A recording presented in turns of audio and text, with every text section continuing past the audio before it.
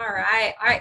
We have Ty here. I'm so very excited with Credit Suisse, and he's going to share with us the pretty much the beginning to end of business credit and the pros and cons of how and why you should do it, and the best ways to get started and how to utilize it. So excited to have you, Ty. Thank you so much, and I'll kind of let you get started. And if I have any questions, I'll pop in. But go ahead and just have you take it away. Sure. Valerie, thanks for having me. I don't know if you wanted to do like a question and answer type of format or not, but let me kind of give you an overview. So let's start with business credit benefits, if you don't mind. I'll start there, see if you have any questions, then we can kind of move on to the process and steps.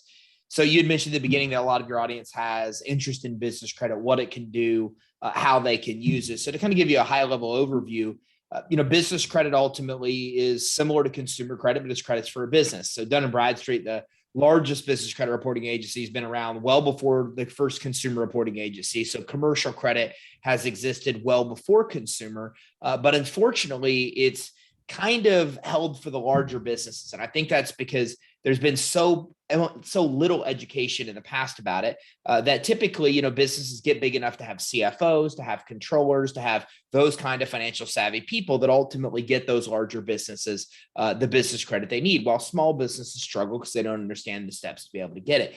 But that's the first myth I want to kind of dispel about business credit, is that business credit is something any business can get, even from inception of the business. I mean, if you start a business today, you can start accumulating business credit if you know the steps, which we'll talk about today, to be able to do so, and a ton of benefits, right? The purpose of business credit is that really it gives the business the ability to fund itself, instead of lenders and credit issuers needing to be relying as much on a business owner's personal credit.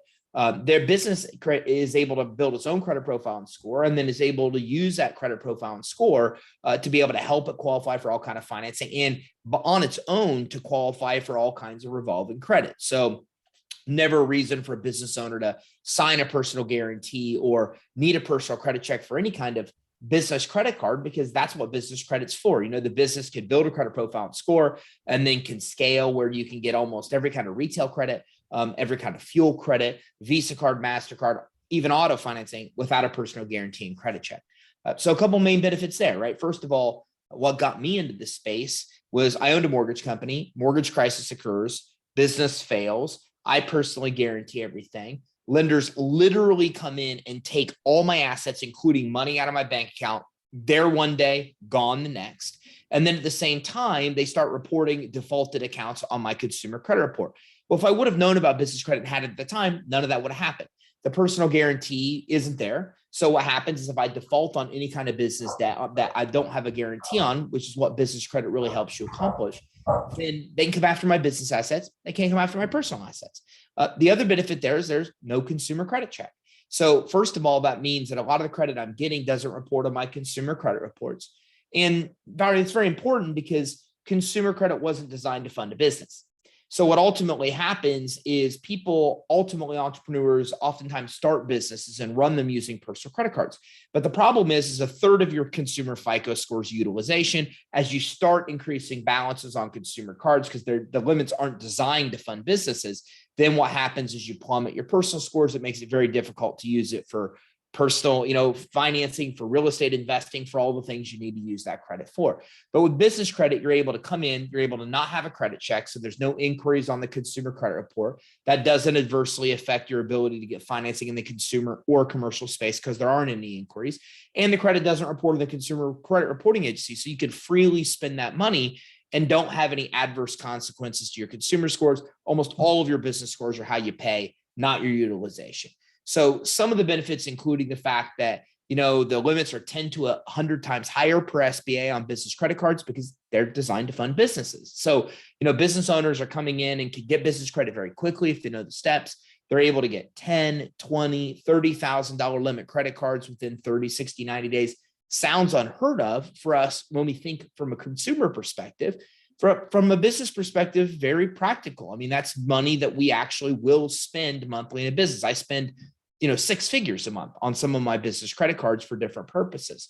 So without a personal guarantee, no personal credit check, able to get it fast, able to separate consumer and commercial credit reports, which is what SCORE, SBA, Inc., Entrepreneur, all the authorities in the space recommend business owners do.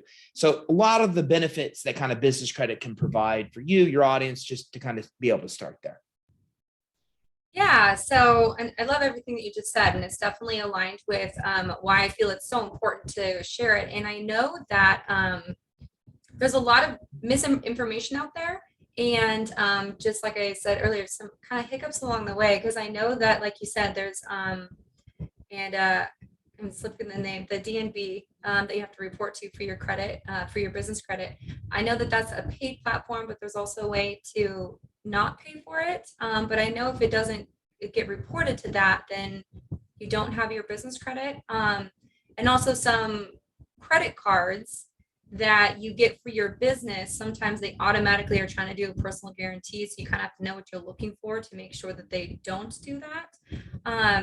So it's obviously incredibly valuable if you have a company or you're developing a company or anything like that, to make sure that you're utilizing business credit for everything that you just said. But what is the first and easiest way to kind of go about creating that and getting that set up? Well, let's talk and take a step backwards and unpack a couple of the things that you mentioned. So Dun & Bradstreet is the largest business credit reporting agency in the world. Actually, excuse me, they're the largest credit reporting agency in the world, way bigger than any consumer reporting agency like TransUnion, Equifax, Experian. They have 230 million records on file. Just so you can get a comparison of this, Experian's the second business credit reporting agency. They have 23 million records compared to D&B's 230. I mean, it's just, they're just a behemoth. And they also are used, they have a DUNS number, which is a 9-digit number that's used to identify your business. Just like your EIN is used to identify your business, your social is used in the United States to identify you as an individual of the IRS. The DUNS number is the 9-digit number used worldwide for us to identify businesses. So the US government uses it, the United Nations uses it, the Australian government uses it, 50 plus trade organizations around the world, on and on and on. So I tell you this because the DUNS number is required with so many of these agencies, organizations, governments, it can't cost money. So what happens is anybody can get set up with Dun & Bradstreet for 100% free. It's 100% free to get your DUNS number. And you can do so and get it in about 2 to 4 weeks. You can go to creditsuite.com/DUNS. We just have a quick link, or you can just go Google free DUNS number with Dun & Bradstreet, 10, 15-minute application process. You get the DUNS number. Now, with what will happen there is that will trigger a call from Dun & Bradstreet. It's actually Dun & Bradstreet Credibility, which ultimately, not to get too deep in the weeds here, but D&B had a credit monitoring product and they outsourced it. They sold it. So a company bought it and built it into a massive company called Dun & Bradstreet Credibility, completely separate company from Dun & Bradstreet. Now, since that day, D&B saw the value of what they once gave up and bought them back. But if you look at D&B Credibility, they've had a class action lawsuit, multiple every single year in existence, because they're calling business owners and they're saying, you have to pay us, you need to activate your credit profile, you need to pay for your DUNS number, none of which is true. The reality is anybody can get their DUNS number for free. It's 100% free to be able to access. It has to be, or otherwise the United States government wouldn't require contractors have it to work for them, for example. So, but D&B is really trying to sell a credit monitoring product. And just like any other kind of credit monitoring product, it costs money, right? If you want to monitor Experian, Equifax, D&B business reports, TransUnion consumer, Equifax, or even Experian consumer reports, you pay for credit monitoring. So what D&B is ultimately doing is charging for a credit monitoring product they call Credit Builder. And Credit Builder isn't just to monitor credit. It also lets you take accounts that aren't reported to D&B and theoretically lets you add those accounts to your D&B reports. In theory, it sounds really good. A way to build my business credits, take credit I already have and add it to my reports. There's a lot of problems with that, though. You can't add lease payments. You can't add rent payments. You can't add payments from any major banks. You can't add credit card payments. You can't add utility payments. And if you think about how we run our businesses, that's like the majority of what we like spend in a month. So if you look at what you can't add, very small types of accounts you ever can add to D&B. And usually you're not adding accounts to D&B to build a credit profile. You're doing it to get money, right? So there's a whole other path that we'll talk about here in a minute where you can get real usable credit that reports to D&B and then build your business credit with real credit you're using to grow your business instead of spending $1,500 a year for them to take like whatever account that you have with Amazon or try to add it, whatever, to your D&B's report. So that kind of dispels that myth, is that D&B has a paid product to add accounts if you want to. A lot of hiccups there and a lot of complaints, enough to accumulate a ton of class action lawsuits against them. But you don't have to go down that paid path. You can absolutely go down a free path, which we'll actually talk about today. So it talks to you a little bit about D&B. Now, you brought up one other point before I got down that road. And what was the other point you brought up, if you don't mind me circling back? Yes. Now you put me on the spot. I'll take you off the spot. But all I'm saying is that that's one of the things with D&B. You don't have to pay for that. It's 100% free service to kind of give you an idea of how that works. Now, you also talked about where accounts report, right? And so this is something I teach my audience to ask every time you get a credit card. I always ask, if I get a PNC credit card invitation in the mail, I call them and I ask them two questions. What credit bureaus do you pull to make your decisions? So I want to know, are they looking at consumer and commercial credit? Are they looking at one or both? And where do you report to credit? Now, you're going to get a couple kind of answers. You're going to get an which is always an end of call to me, and call the next person there, right? Because they don't know. And you'll get a lot of misinformation. So if you're going to talk to somebody on the front end, we always push through to underwriters on the back end that really know, which is harder to get to, but they have the answers. Then I always call at least 3 times, talk to 3 people until I have 2 or 3 of the 3 that are saying the same thing. I want to know where they're pulling from. I want to know where they're reporting to. Now, every credit card retail wise has 2 paths you can go. So let's use Staples.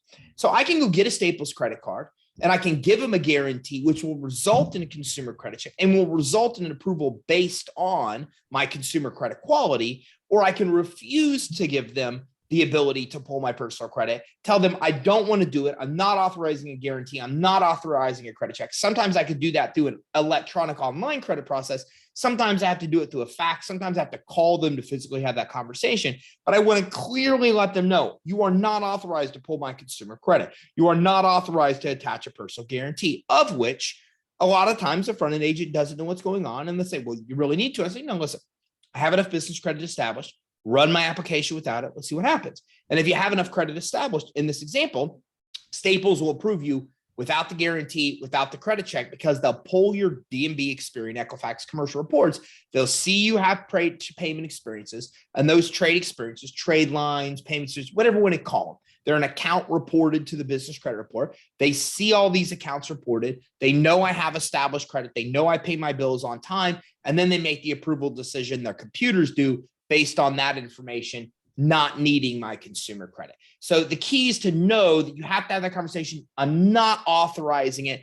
Force them to push the application through without the consumer credit check. And then in doing so, that's how you actually get approved. And by asking them where they report to, you avoid a Capital One Spark card credit card situation where they report to both consumer and commercial credit, right? So I have a Capital One Spark, but I never use it, because the minute I use it, then all of a sudden my consumer credit report is adversely affected. So by asking where you report, where you pull to make your decisions, that helps me get the information I need. By telling them I don't authorize the credit check or guarantee, it helps get me to the corporate credit side, not the business credit side, where they're still going to attach it to me on the personal side of the guarantee or credit check. Gotcha. Yeah, that was definitely my question that I asked. So along those lines, and again, we probably will kind of go a little bit deeper with this. So you obviously had specific questions that you're asking agents and trying to get through. So, I mean, those are strictly pretty much just, I'm not going to be a guarantor, like, what are you reporting to? But what type of answer are we looking for? Well, so I'll give you a perfect example. So I applied for a Staples credit card and I said, hey, I want to submit an application for your corporate credit card. Okay, great.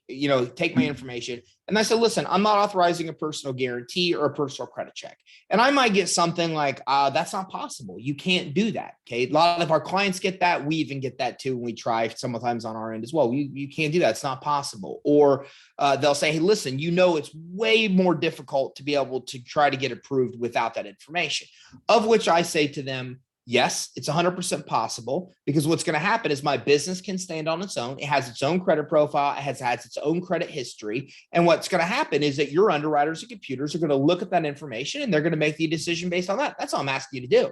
I'm saying that I'm not going to authorize a credit card for my business in my personal name when my business can stand on its own.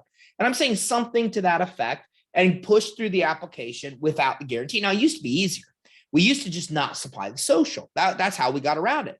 But in 2018, the federal government released a law in the summer of 2018 that says that any bank that's opening up a new account has to verify the identity of the person they're opening it for. So this law was basically created to prevent money laundering. To be honest with you, the United States is one of the last major countries out there to enact something like this, where they were allowing banks to open credit in the form of businesses without verifying the person that actually owns the business. So the government now requires the social be provided, but only for identification purposes. That's it. So now it's a little bit more difficult, because now we have to provide that social, not to vendors like Granger who are issuing credit themselves, but a place like Staples that's actually issued and backed by Citibank. That's a bank. You're opening a new account with a bank. Federal government requires identification. So the social's got to be provided to be able to identify who you are.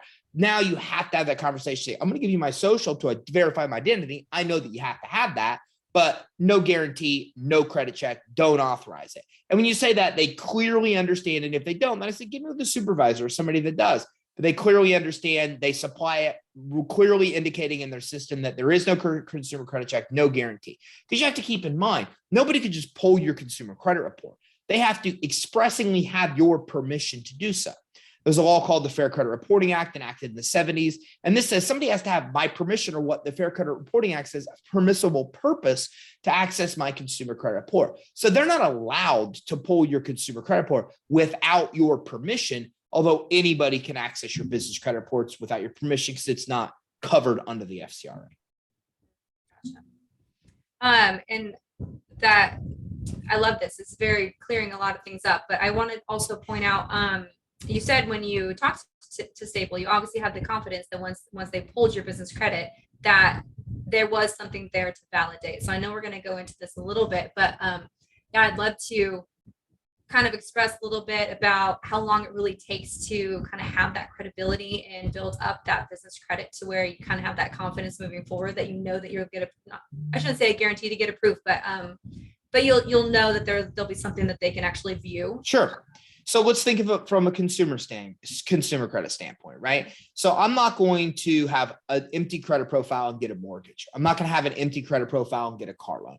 I have to work my way into it. I'm not going to go into my bank and get a Bank of America credit card with an empty credit profile either. I'm going to start with small limit credit cards, secure credit cards. That's going to give me a credit profile. It's going to give me a credit score. After 6 months, I'll be able to establish a consumer credit score. Then I can get bigger, higher limit credit cards. Then I can get an auto loan, then I can get a mortgage. There's an escalation process. Business credit's exactly the same way.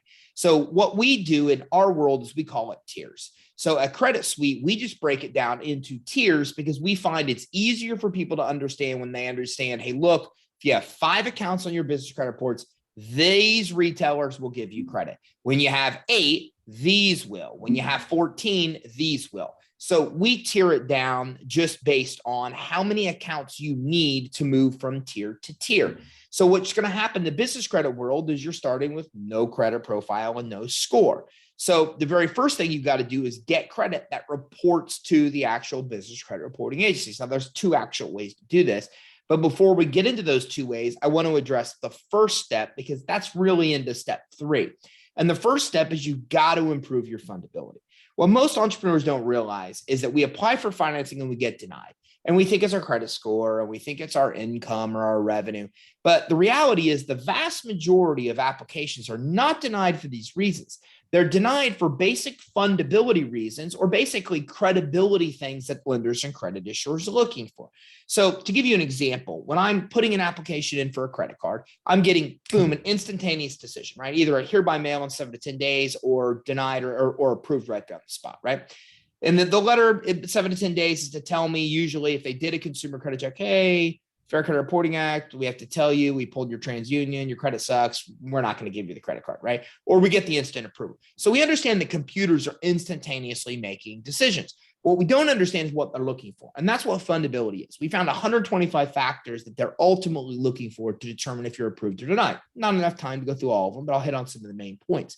So basically, this is just a credibility of your business. You should have a business entity set up, right? You should have it be preferably a corporation, or even have an LLC, like a sole proprietorship per SBA is where you test a theory. It's not where you run a business. Even SBA doesn't look at a sole prop as a real legitimate business. So if you have a sole prop, I'm not criticizing you. I'm just telling you the perspective from the financial world of how they look at sole props. So you want to look at a corporation. You want to look at an LLC. You want to get an EIN number. You can actually have a sole prop and not have an EIN, but nobody looks at your business seriously from the financial perspective if you don't have an EIN number. So you want to have that done. You want to have a separate address for your business. You don't want to use a UPS address. You don't want to use an iPostal address. Have a real retail location, or use what's called a virtual office. Those are places from Regis, Da Vinci Alliance. The difference between a virtual office, a Regis, Da Vinci Alliance versus a UPS is UPS is a box, a PO box. Somebody wants to lend money to somebody that's got a mailbox as their address, right?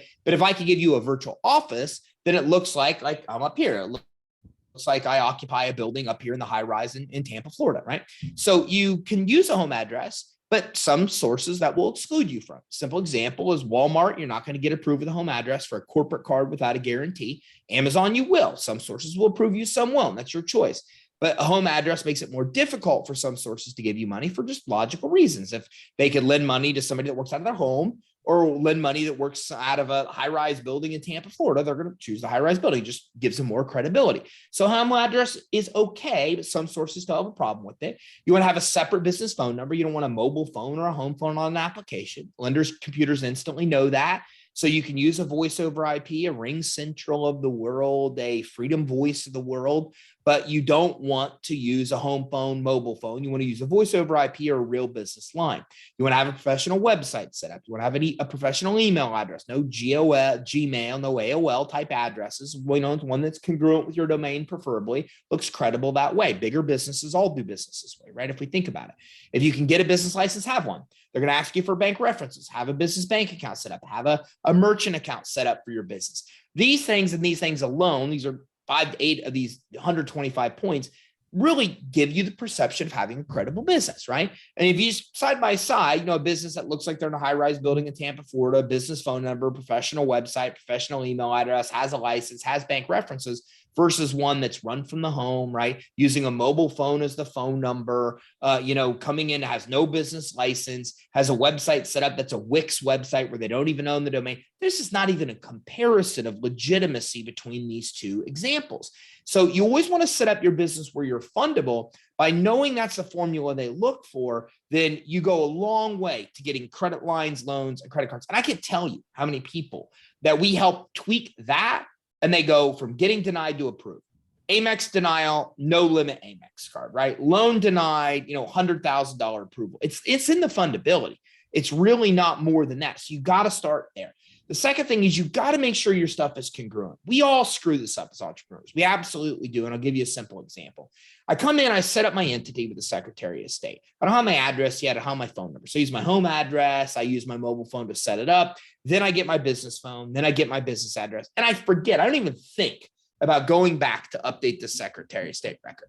Now what happens is the lender looks at my application and their computer automatically, the very first check they do is make sure that the applicant is real. It's not fraud. See, we're trying to get money, but we don't realize that everybody else is trying to scam the system. The majority of applications banks process, they're not even real. They're people that are fraudulently trying to scam the system. So the bank is trying to just verify we're real. Then they take app data. Then they go to Secretary of State. None of it matches. The address is wrong. The phone number is wrong. And it throws up a red flag for potential fraud in the system. And then the whole thing gets debunked and we get denied because our Secretary of State records doesn't match our application. I can tell you 90% of the time we see this problem, and 90% of the time it's the reason people are getting denied. That one simple basic thing. We change an address, we change a phone number. We don't change our company's Facebook page. We don't even think about that. It's not even on the top of our mind. But their computers are looking for congruency, right? A legitimate business has the same address, has the same phone number, the same business name on the Secretary of State, on the website, on social media platforms. It's the same everywhere. So you've got to make sure that you build fundability. You've got to make sure your information is congruent. It's step one before ever getting approved, going to apply for credit financing, or you're going to get denied all day for the rest of the life of your business. And you're never even going to realize it was because of basic steps you could have easily fixed.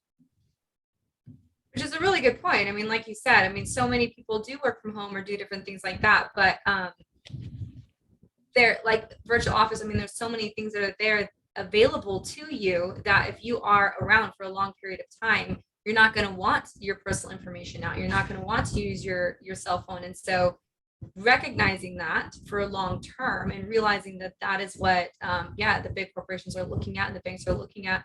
I mean, it makes complete sense. Are you a business? Or are you just a part-time person? Are you a hobby?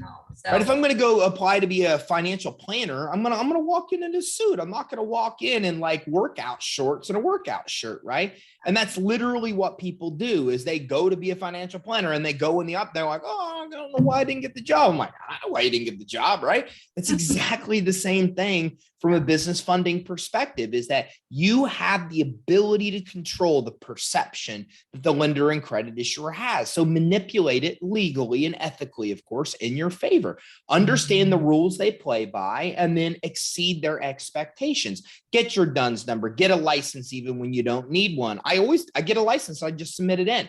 Because sources like Granger that are a great starter vendor, they'll give you a $2,500 credit line just because you have a business license.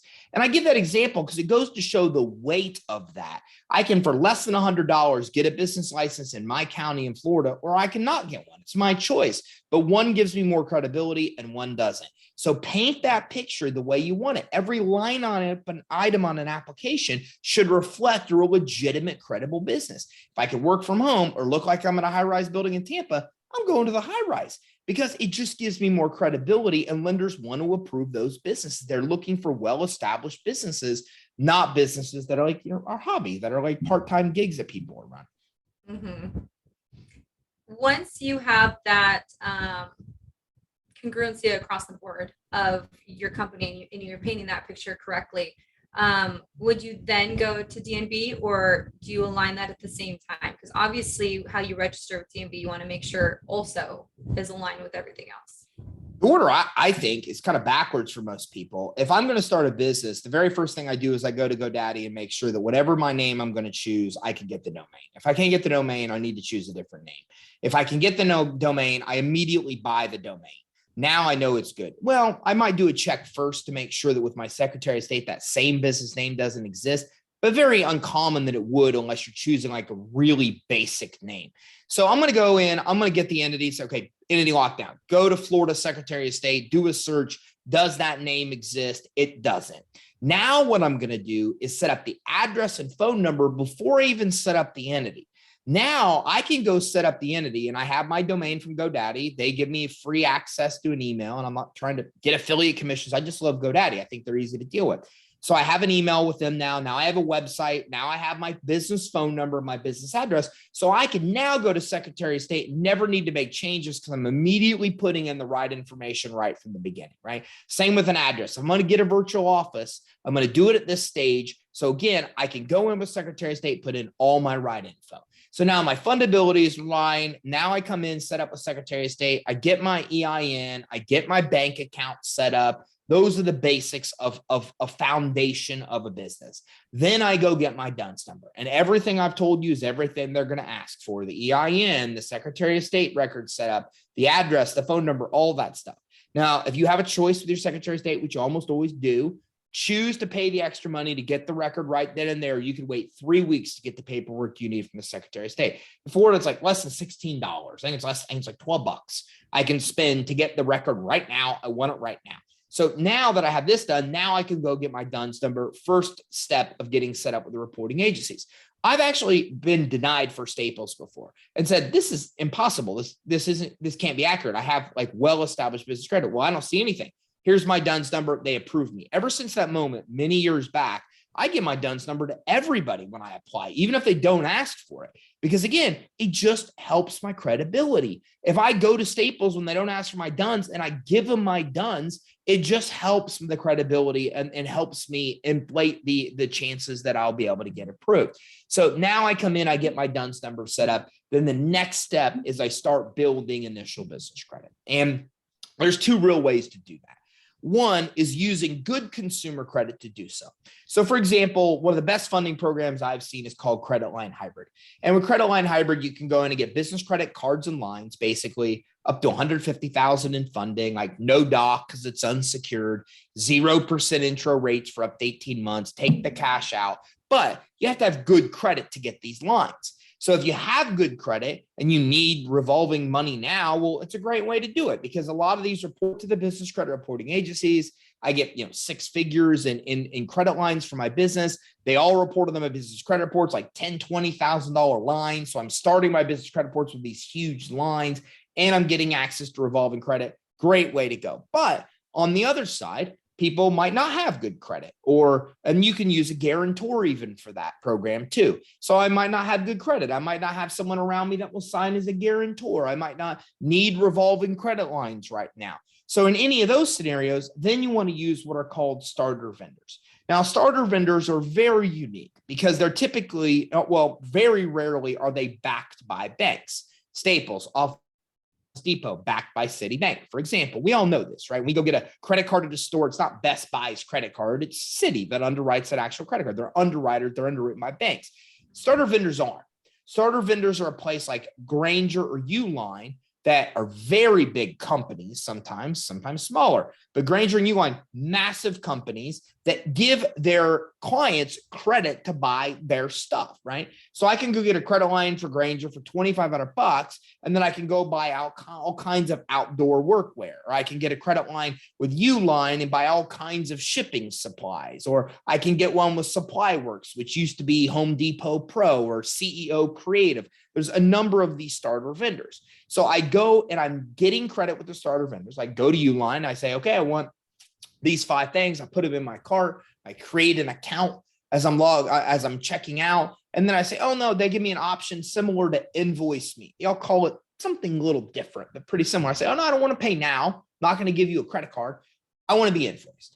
And then I say, Invoice Me. If my fundability is done correctly, these starter vendors will approve me. There's no celebration. There's no congratulations, you're approved email. There's no card I get in the mail. I just get notification they shipped my items. That's giving me credit, right? I went in, I bought $100 worth of stuff. They shipped it to me. I didn't give them any kind of payment method. They just gave me credit. Now what happens is I've got with credit with Grainger. I went and I actually bought stuff with it. I used that. I bought stuff, used the credit. Now, as soon as they ship and they allow me to pay, I pay. So business credit scores, as I mentioned earlier, are almost completely driven based on how you pay. And unlike consumer credit that allows us to go 30 days late without it ever showing on our credit report, in the business world, we call it DBT, days beyond terms. The minute I'm 1 day late, it adversely affects my credit. How late I am depends on how much it harms my credit. The same is true with on the opposite and paying early. So for example, Dun & Bradstreet has a Paydex score 0 to 100. 100's the best, 0's the worst. 80 means I pay my bills on time. Literally 80 literally means I pay my bills exactly on time. If I pay them early, I could have an 82, an 85, a 90, a 100, depending on how early I pay them. So the key is to pay it as soon as they'll let me after it ships. If I pay it before it ships, they'll count it as a cash transaction and it won't show my business credit reports. So as soon as they let me, I'm going to pay it. Now, a Uline of the world will let me pay it almost immediately after they ship. A Staples of the world won't even let me pay early. They make me wait till a statement is created to even pay. But as soon as they let me pay, I pay it. So now Granger gave me credit, used the credit, paid the bill early, and that's the key. Now I'm going to do this with 5 accounts. So when I do this with 5 accounts, that gives me the foundation I need with Dun & Bradstreet, Equifax, and Experian to move to the next tier of business credit building, which is retail credit. Now, to that point, something to keep in mind. Dun & Bradstreet will not give you a paydex score, will not create a credit profile for you unless you've done 2 things. You have to have a DUNS number. You have to have 3 accounts reporting to D&B. If you don't have both of those, there's no credit profile. People say to me all the time, hey, why won't D&B report my stuff? Because you don't have 3 accounts or DUNS number. That's it. It's the only reason they ever won't. If you have both of those things, there's a report. If you don't, there's not. It's that simple. But Equifax, Experian are freakishly scary because if they know you exist, know your business name, address, and industry code, any ICS code, they will create a credit profile and give you failing scores when you have no credit. We see this all the time. Somebody that has a 7-figure business that actually gets denied for credit lines because their business credit's bad, only to find out they have no business credit, but they have failing scores because the bureaus have created profiles knowing they exist and given them failing scores. The good news is only 1 account to Experian and Equifax will turn that around. So the key is to get 5 accounts reporting across all 3 bureaus. That'll give us good scores if we paid as agreed. That gives us the basic foundation, the profile, the score, the trade lines we need to then move to the next tier of building business credit. Wow. Right. I mean, when you write it all out, it's pretty simple, but it's amazing how you really do need to stay on top of that. Time frame wise. So is there a length of time from creating your, LLC, getting your business license, getting everything set up to then moving forward to the consumer and then actually being on the D&B? Like, is there a time frame that they just won't view it? I mean, because a lot of that you could do in 2 or 3 months, but do you lose credibility if it's been created too soon and you move forward? Look, a new business is a new business, and the business credit scores might not be perfect, and they might even say on there, hey, it's not perfect because the business is new, right? Versus a lack of trade lines. But if I come in today and I'm an overachiever, so in 48 hours, everything with Fundability I could have set up: my address, my phone number, my domain, my email address. I once did a test and it was less than an hour. I was able to set up the entity, get my EIN, and set up a bank account. We drove to the bank, set up the bank account, and got back home. All of that within less than an hour. I just want to do a test. So do it very quickly. Once that Fundability is set up, I can immediately start getting starter vendor credit immediately. So now I get it, and a lot of it reports monthly.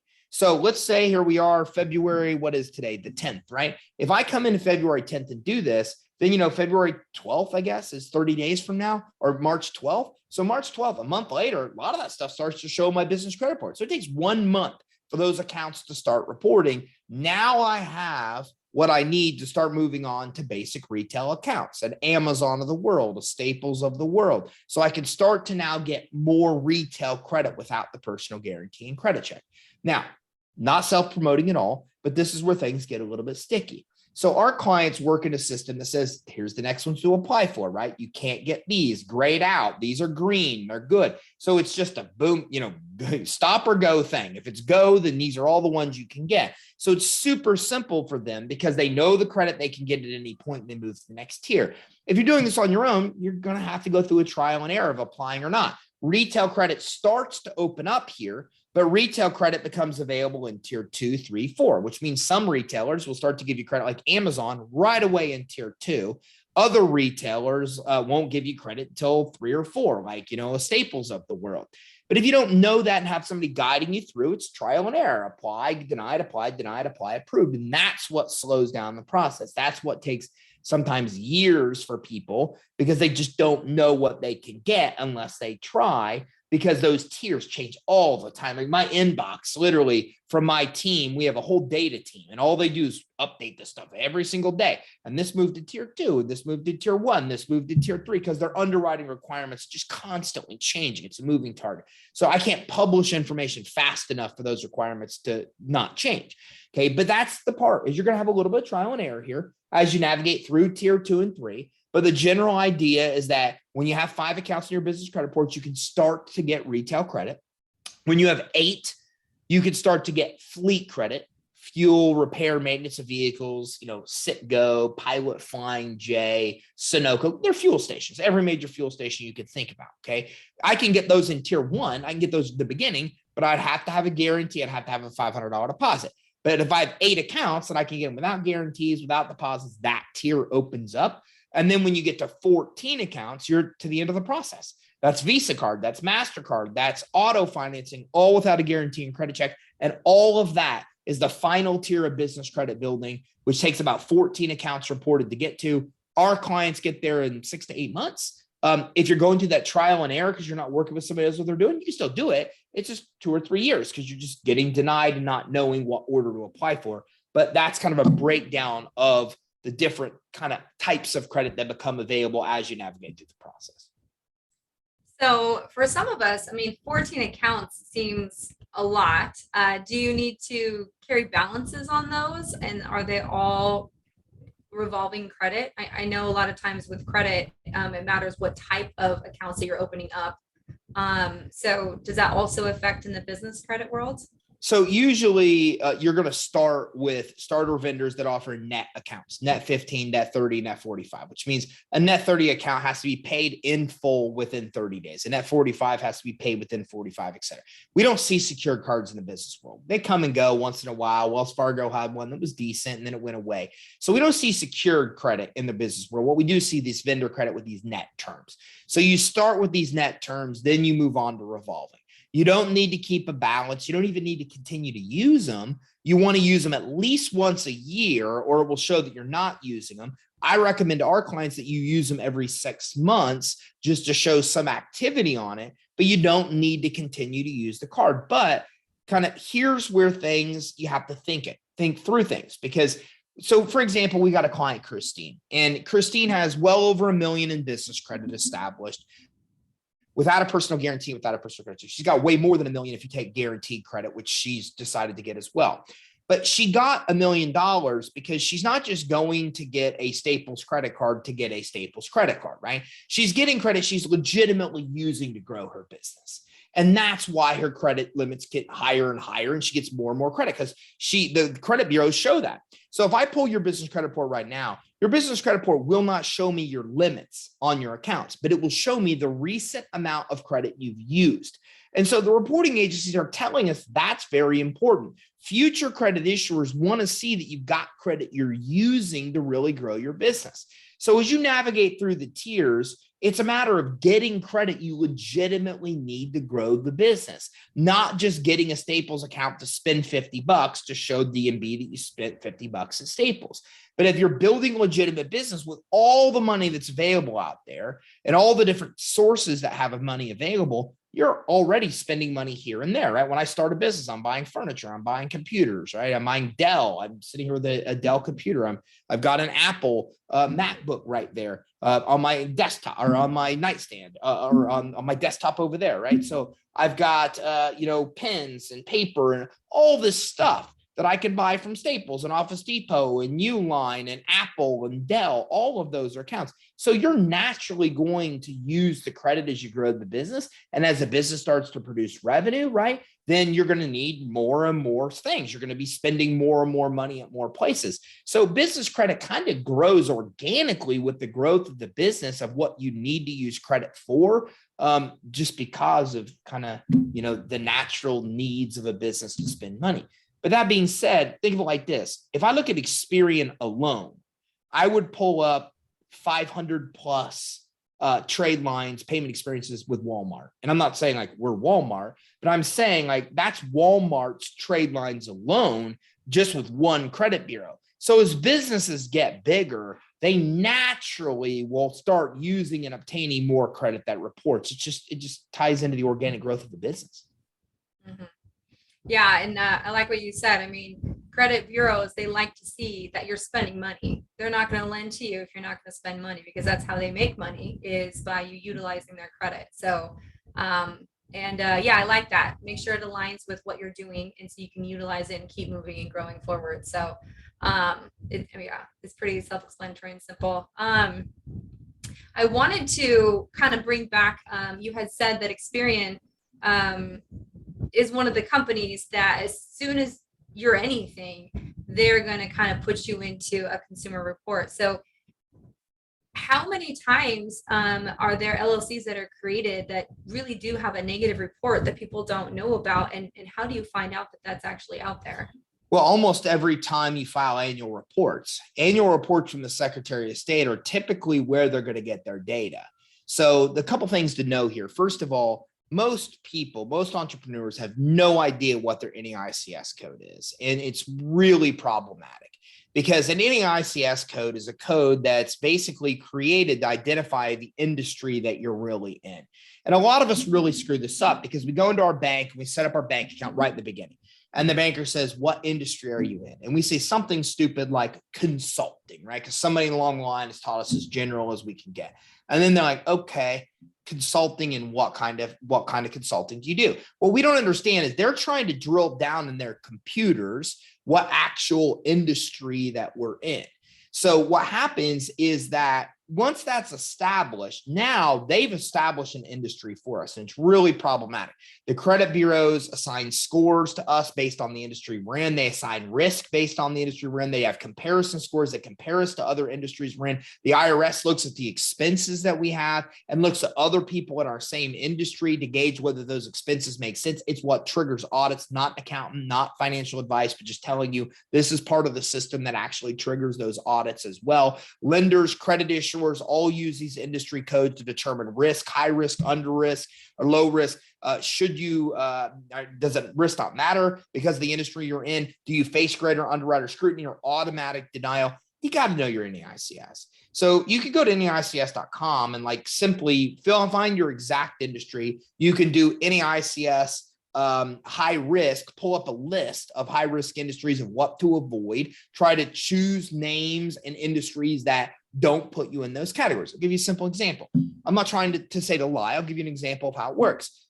Credit Suite, we're an education company, we're a software company, and we're a financial services company. You could really call us any of the three. We choose software because software gives us the greatest multiple upon exit. It's what gives us the greatest enterprise value. Okay. And it also puts us into a regular category, not a high risk category. If I choose financial services, I'm immediately in high risk. If I choose education, I immediately don't get the multiple for the business. So you want to take these things into consideration, but oftentimes businesses could be in multiple different categories. So when the Secretary of State, when you file, now they know your industry, address, and they know your business name. It's over. At that point, the bureaus get the information. Then with that information, they populate a credit report, and there's a lot of entities out there that have this exact chain of events happen. Sometimes the Secretary of State, it's not as easy, or the bureaus don't tap into it as regularly as every year to get the annual reports, but that's oftentimes how it happens. The easy way to figure it out is go to creditsuite.com/reports.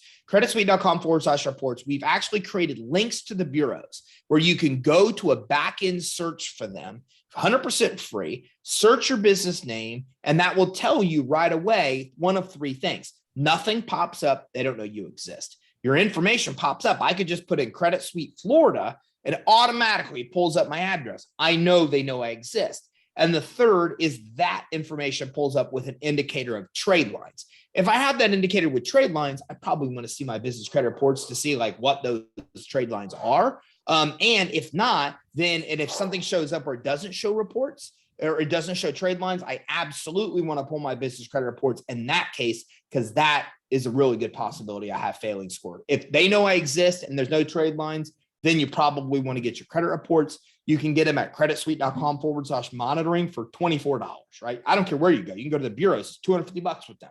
$24. We have the lowest credit monitoring that's out there because we know it's important.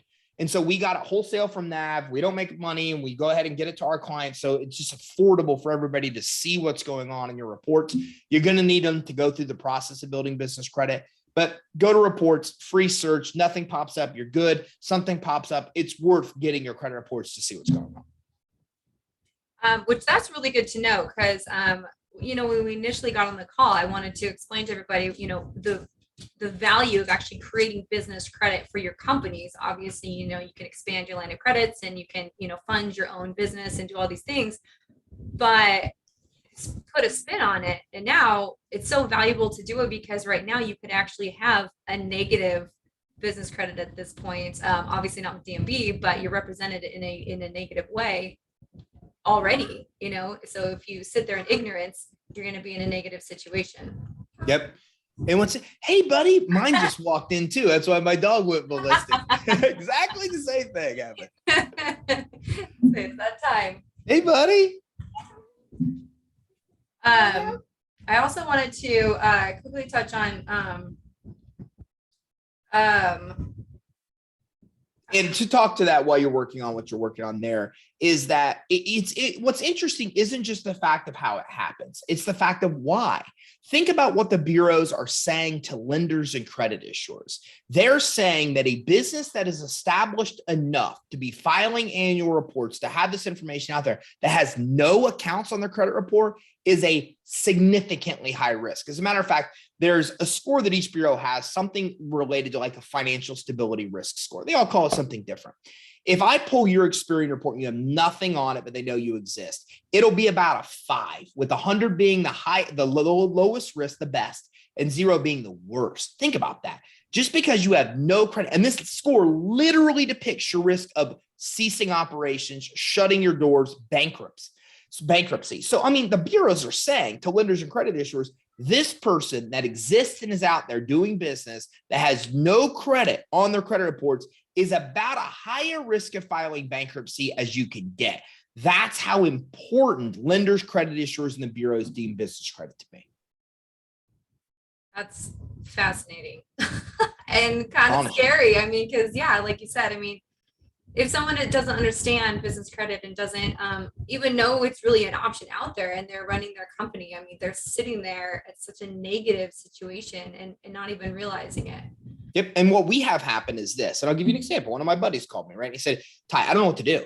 They just called my credit line. Now, if you and I probably know what that means, some of your guests might not, but calling a credit line means they had a $250,000 line of credit and the bank said, we've closed it. You now owe us whatever's outstanding on that line and it must be paid in its entirety in 30 days. A call nobody wants to get. And it was because of bad business credit, called me freaking out. And what happens is he had no business credit. His scenario is exactly what we've talked about here. He sits here and buys millions of dollars of media for his clients every month. None of it reports to the reporting agencies. He's done nothing to build his business credit. And now $250,000 credit line gone. And he's got to come up with 6 figures worth of money to pay back that credit line within a month to be able to satisfy the bank. These are real world situations we see all the time because people don't ignore business credit till it blows up in their face. That is so crazy. I just have one more question I think that might be helpful is, especially in like kind of the investor space, we have lots of different LLCs.